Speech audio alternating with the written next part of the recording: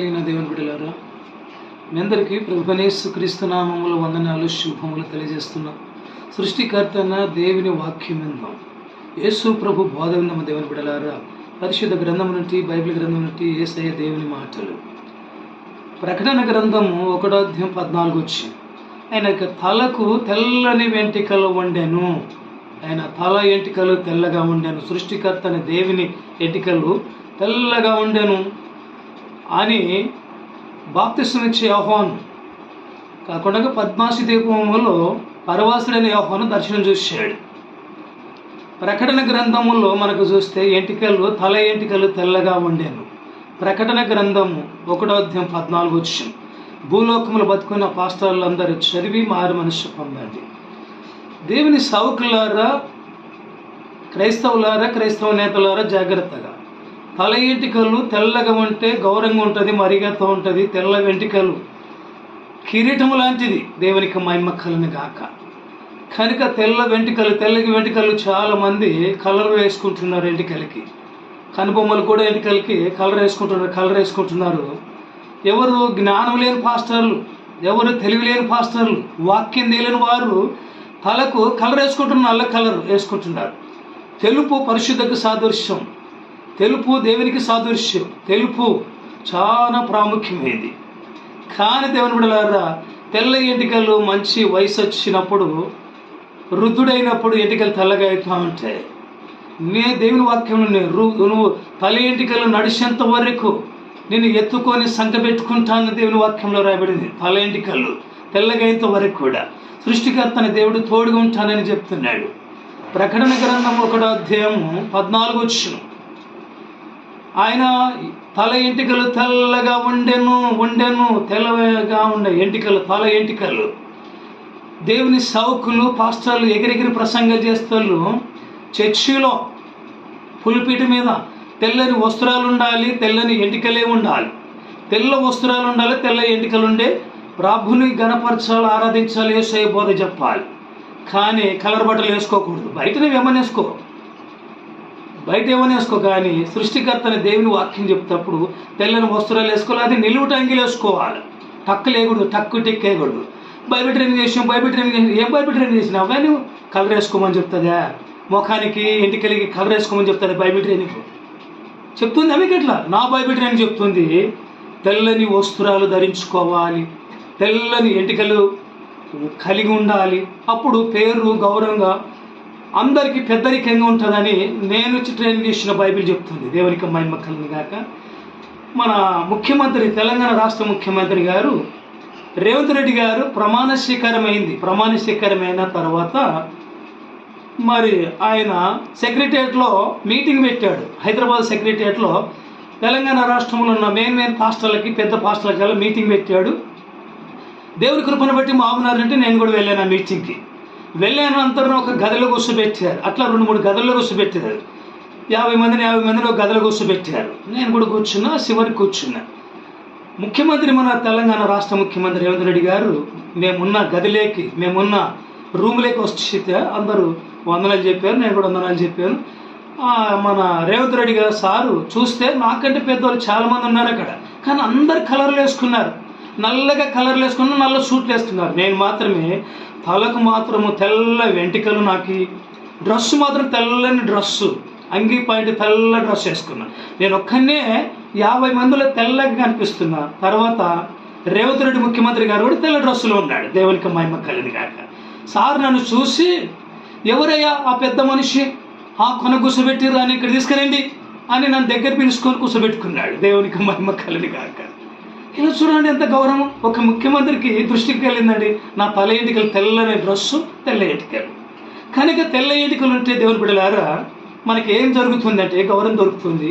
తెల్ల ఎంటికలు ఉంటే పెద్దరికంగా బస్సులు ఎక్కినా, రైలు ఎక్కిన సీట్ ఇస్తారు. పెద్ద మంచి వచ్చినాడని సీటు లేకున్నా జరిగి సీటు కూర్చోబెట్టి యవనస్తులు లేచి మనం కూర్చోబెడతారు. నాకు అట్లాంటివి ఎన్నో జరిగాయి. దేవునికి మహిమ కలుగును. అలాగనే జీవం కలిగిన దేవుని బిడ్డలారా వాక్యం చూడండి. ప్రకటన గ్రంథం 1:14 ఆయన తల ఎంటికలు తెల్లగా ఉండెను.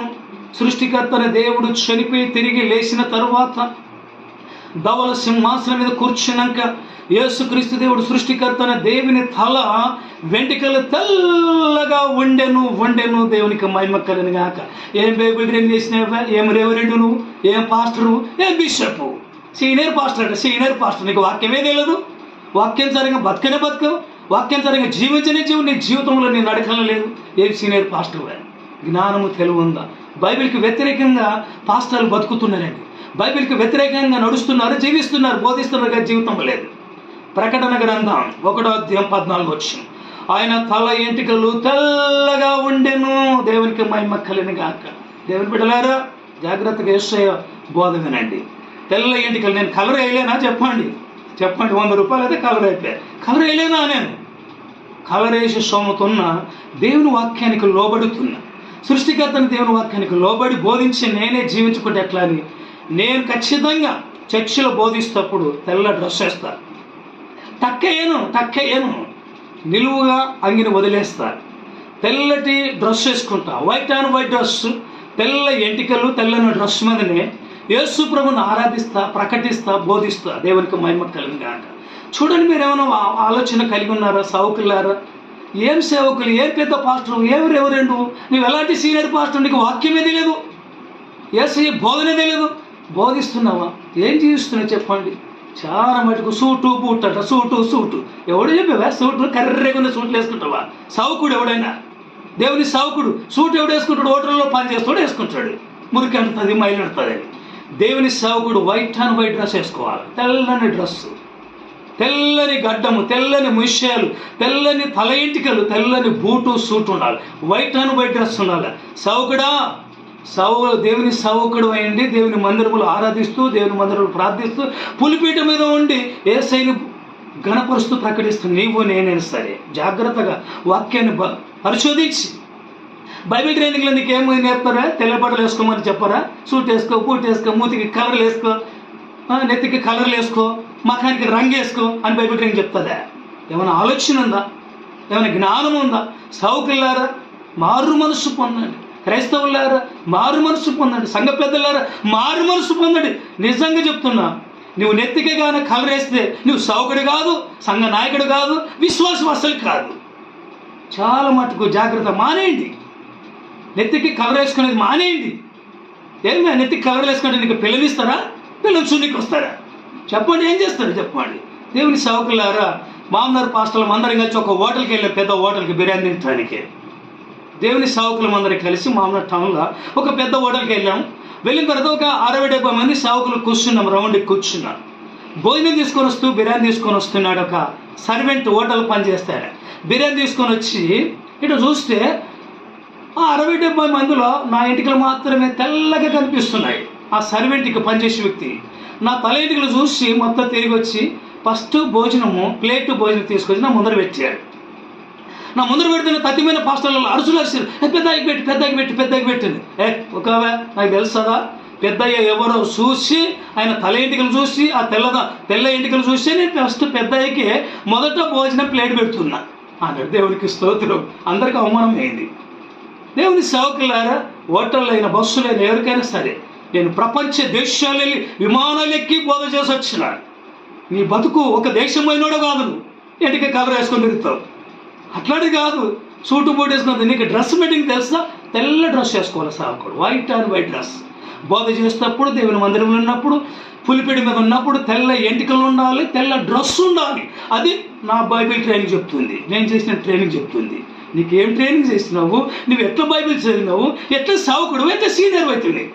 చాలా జ్ఞానం లేదని ఈరోజు బతుకున్న పాస్టర్లు ఒక్కరికి కూడా పోతే స్టైల్ అంట.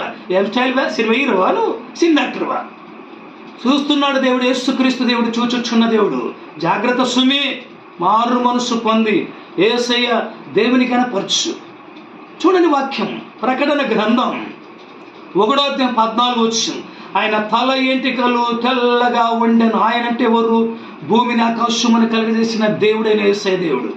ఆయన మానవ రూపముగా భూలోకానికి వచ్చి 33 సంవత్సరాలను సంచరించి అద్భుతాలు చేసి సిలువలో చనిపోయి సమాధ్యపడి తిరిగి లేచిన తర్వాత ధవల సింహాసనం మీద కూర్చున్న దర్శనం చూశాడు యోహాను గారు.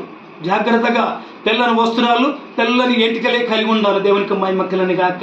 వాక్యాన్ని ముగిస్తుంటున్నా. భక్తి బిడ్డలు దేవుని బిడ్డలారా, మీ అందరికీ కూడా యేసయ్య నామములో వందనాలు తెలియజేస్తున్నాను.